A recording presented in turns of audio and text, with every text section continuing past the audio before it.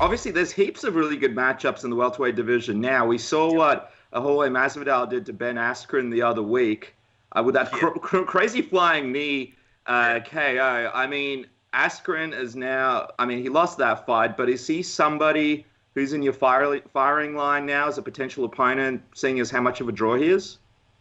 Yeah, like you say, he's a big draw, but he took a big hit with that one, and he didn't show that he can compete with you know with a lot of the top guys, especially when you get knocked out. I mean, you talk about 5 seconds, 5 seconds. Like me, I'm gonna keep it real with you.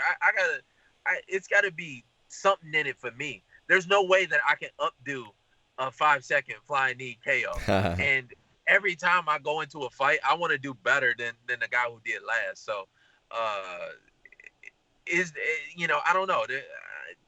There's not a whole lot there for me. I honestly, I'm not even focused on who's going to be the next opponent.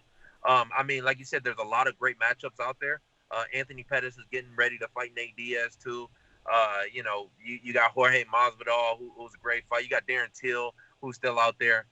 There's so many good fights that I'm not really too concerned with it. I'm more concerned with getting back in there, getting the right fight, and going out there and putting on a show just for me and trying to be better.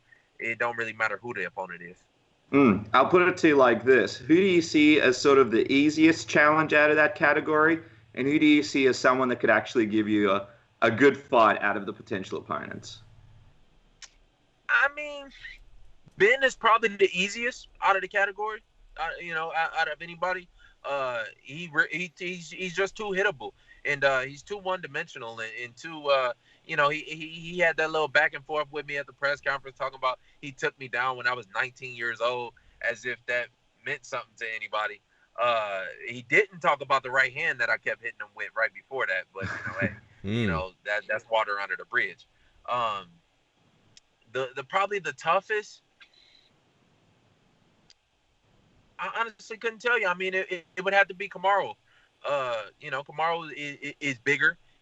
We have a very similar style, and he's got some explosiveness on him, and he's shown that he can play a really strategic fight and go and it's hard to get rid of him, and he's going to be in your face constantly. So out of anybody, it's going to be Kamaru who's going to be the biggest fight. In the biggest challenge, and that's the one that I'm really chasing. And while we're getting sort of predictions, and this one is a little bit down the line, but how do you think Dustin Poirier matches up with Khabib? Obviously, he's matching up with him soon. People sort of wondering if he's the man to sort of do it. Do you think he could beat Khabib and become champ? To be honest, that's such a great fight. It really is. Like, before, if you would have asked me this a year ago, I'd have said no way. Like, Dustin's going to get blown out the water. But I've counted him out so many times, and he's actually he's risen to the occasion. I think he's solid. He's fought a lot of 55ers now, and he's a real 55er. I feel like so size won't really play too much of a factor. I think the biggest factor is he moves very well. He's gonna move in circles around a guy like Khabib who's kind of on one track. Can Khabib pressure him back to the fence and get his hands wrapped around him? I don't know. It's a big question. So if you got to make me choose, and I'm a betting guy or something like that, and I'm choosing, I'm gonna probably go with the safe bet and say Khabib. But I wouldn't be surprised if Dustin really give him a run for his money and might even be able to steal some rounds, especially them later rounds.